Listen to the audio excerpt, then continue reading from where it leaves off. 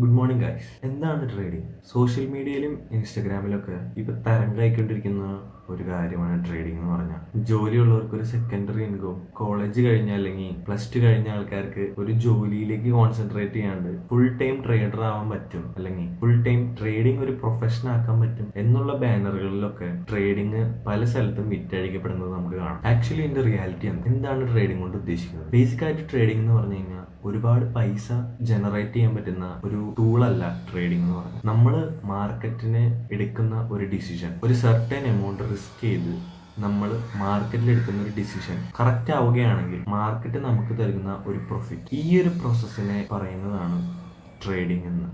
Serious ആയിട്ട് think ചെയ്താൽ ഒരുപാട് കോംപ്ലക്സ് ആണ് ഈ കാര്യം. കാരണം ഒരുപാട് ചാർട്ടുകൾ അനാലിസിസ് ചെയ്ത്, ഒരുപാട് സപ്പോർട്ട് ആൻഡ് റെസിസ്റ്റൻസ് ലൈൻസ് നോക്കി, ഒരുപാട് പാറ്റേൺസ് നോക്കി, ഒരുപാട് ഇൻഡിക്കേറ്റേഴ്സ് നോക്കി, ഒരുപാട് സ്ട്രാറ്റജീസ് നോക്കി, അങ്ങനെയൊക്കെ ചെയ്യുന്നൊരു കാര്യമാണ് ട്രേഡിംഗ്. പക്ഷെ എന്താണ് ഇതിൽ ശരിക്കും നടക്കുന്നത്? ആക്ച്വലി ട്രേഡിങ്ങിൽ നടക്കുന്നതെന്ന് വെച്ചാൽ മാർക്കറ്റിൽ നമ്മൾ എടുക്കുന്ന ഒരു ഡിസിഷൻ ഉണ്ട്. ഈ ട്രേഡിങ് നടക്കുമ്പോൾ മൊത്തത്തിൽ എല്ലാവരും ഒരു ഇമോഷണലി ഡ്രിവൺ ആയിട്ടായിരിക്കും ഇത് ചെയ്യുന്നത്. പക്ഷെ ചില ആൾക്കാർ അവരുടെ അനാലിസിസ് അനുസരിച്ചായിരിക്കും ചെയ്യുന്നത്. ഈ ഡീപ്പ് ഫോളൊക്കെ കണ്ടിട്ടില്ലേ, വലിയ ഫോളുകൾ, അതൊക്കെ നടക്കുന്നത് ഇമോഷണൽ ബേസിസിലാണ്. ട്രേഡിങ്ങിന്റെ റിയാലിറ്റി എന്ന് പറഞ്ഞാൽ ആക്ച്വലി ഞാൻ ഈ പറഞ്ഞ കാര്യമാണ്. ഒരു സർട്ടൺ എമൗണ്ട് റിസ്ക് ചെയ്ത് മാർക്കറ്റിൽ എടുക്കുന്ന ഒരു ഡിസിഷൻ കറക്റ്റ് ആവുകയാണെങ്കിൽ മാർക്കറ്റ് നമുക്ക് തരുന്നൊരു പ്രോഫിറ്റ്, ആ പ്രോസസ്സിനെയാണ് ട്രേഡിംഗ് എന്ന് പറയുക. പുതിയതായിട്ട് ഇതിലേക്ക് വരുന്ന ആൾക്കാരുണ്ട്, പുതിയതായിട്ട് ട്രേഡിങ്ങിലേക്ക് വരുന്ന കുറേ ആൾക്കാരുണ്ട്. അതായത് ഒരു സെക്കൻഡറി ഇൻകം ആയിട്ട്.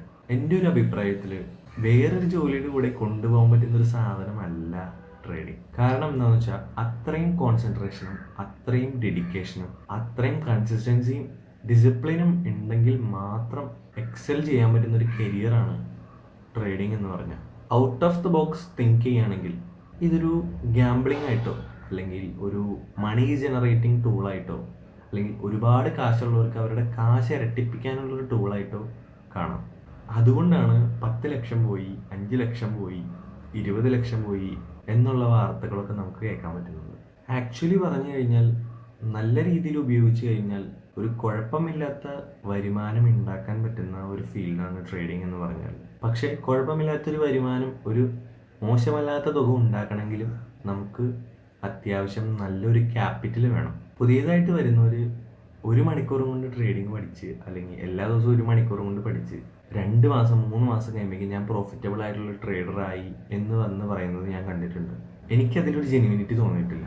കാരണം ഇൻസ്റ്റിറ്റ്യൂഷൻസ് പറയുന്ന സിഗ്നൽസ് വെച്ച് ട്രേഡ് എടുത്ത് ആർക്കും പ്രോഫിറ്റബിൾ ആവാം. സ്വന്തമായിട്ട് ചെയ്തു തുടങ്ങുമ്പോഴാണ് അതിൻ്റെ ഒരു ബുദ്ധിമുട്ട് നമുക്ക് മനസ്സിലാവുക. സ്വന്തമായിട്ടുള്ള അനാലിസിസ് ചെയ്യാണ്ടിരിക്കുമ്പോൾ. ഇതിൻ്റെ ഒരു റിയാലിറ്റി ഇതാണ്. ഒരുപാട് പൈസ ഉണ്ടാക്കാൻ പറ്റുന്ന ഒരു സാധനമല്ല ട്രേഡിംഗ് എന്ന് പറഞ്ഞാൽ. പക്ഷെ ഒരുപാട് പൈസ പോവാൻ പറ്റുന്ന ഒരു സ്ഥലമാണ് ട്രേഡിംഗ്. അങ്ങനെ ഒരു അഭിപ്രായമുണ്ട്.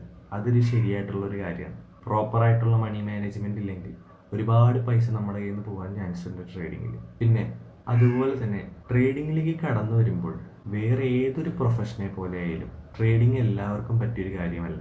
അതായത് ഇപ്പോൾ കോഡിങ് എല്ലാവർക്കും പറ്റിയൊരു കാര്യമല്ല, പ്രോഗ്രാമിംഗ്, സോഫ്റ്റ്വെയർ സൈഡ് അതെല്ലാവർക്കും പറ്റിയൊരു കാര്യമില്ല, ടീച്ചിങ്, പഠിപ്പിക്കുന്നത് അതെല്ലാവർക്കും പറ്റിയൊരു കാര്യമല്ല, ആർട്ട്, ക്രിയേറ്റിവിറ്റി ഉപയോഗിച്ച് ചെയ്യുന്ന ജോലികൾ അതും എല്ലാവർക്കും പറ്റുന്നൊരു കാര്യമല്ല. അതുപോലെ തന്നെയാണ് ട്രേഡിങ്, അതും എല്ലാവർക്കും പറ്റിയൊരു കാര്യമല്ല. ഇതാണ് ട്രേഡിങ്ങിൻ്റെ ഒരു റിയാലിറ്റി. ഒരു എമൗണ്ട് റിസ്ക് ചെയ്യുക, അതിന് മാർക്കറ്റ് തരുന്ന പ്രോഫിറ്റാണ്. ഈ ഒരു പ്രോസസ്സാണ് ട്രേഡിങ്. നിങ്ങളെല്ലാവരും ഇത് മനസ്സിലാക്കണം. ഇത് ഞാൻ എൻ്റെ റിയൽ ലൈഫ് എക്സ്പീരിയൻസ് എന്ന് പറയുന്നതാണ്, അല്ലാതെ ചുമ്മാ ഒരു ഫാൻറ്റസി പോലെ പറയുന്നതല്ല. പൈസ ഉണ്ടാക്കാം, ഇല്ല എന്നല്ല ഞാൻ പറയുന്നത്. പക്ഷേ അതിന് കൺസിസ്റ്റൻ്റ് ആയിട്ടും കോൺസ്റ്റൻ്റ് ആയിട്ടും നമ്മൾ എഫേർട്ട് ഇടണം, എല്ലാത്തിലെയും പോലെ തന്നെ. എന്നാൽ ഒരു റിവാർഡിങ് കരിയറാണ്. മാർക്കറ്റിൽ ഒരു ട്രെൻഡ് ഉണ്ടെങ്കിൽ ആ ട്രെൻഡിനെ നമ്മുടെ ഫ്രണ്ടായിട്ട് കണ്ട് നമ്മൾ അനാലിസിസിലൂടെ എടുക്കുന്ന ഒരു ഡിസിഷൻ മേ ബി റൈറ്റ് ആവുമ്പോൾ റോങ് ആവാം. റൈറ്റ് ആയി കഴിഞ്ഞാൽ നമുക്ക് പ്രോഫിറ്റാണ്, റോങ് ആയി കഴിഞ്ഞ് കഴിഞ്ഞാൽ നമുക്ക് ലോസാണ്. ലോസ് വരുമ്പോഴും നമുക്കതിനെ ലിമിറ്റ് ചെയ്യാൻ പറ്റും. നമുക്കൊരു ദിവസം താങ്ങാവുന്ന മാക്സിമം ലോസ് മാത്രമേ അതിലിടേണ്ട കാര്യമുള്ളൂ. പ്രോഫിറ്റബിൾ ആയിട്ടുള്ള ഒരു ട്രേഡർ എന്ന് പറഞ്ഞാൽ എന്താണെന്നറിയോ? എല്ലാവരുടെയും വിചാരം എന്ന് പറഞ്ഞാൽ എല്ലാ ദിവസവും പ്രോഫിറ്റ് ഉണ്ടാക്കുന്ന ആളാണ് പ്രോഫിറ്റബിൾ ആയിട്ടുള്ള ട്രേഡർ, അല്ലെങ്കിൽ കൺസിസ്റ്റൻ്റ് ആയിട്ട് പ്രോഫിറ്റ് ഉണ്ടാക്കുന്ന ഒരാളാണ് പ്രോഫിറ്റബിൾ ട്രേഡർ എന്നാണ് എല്ലാവരുടെയും വിചാരം. എന്നാൽ അങ്ങനെയല്ല.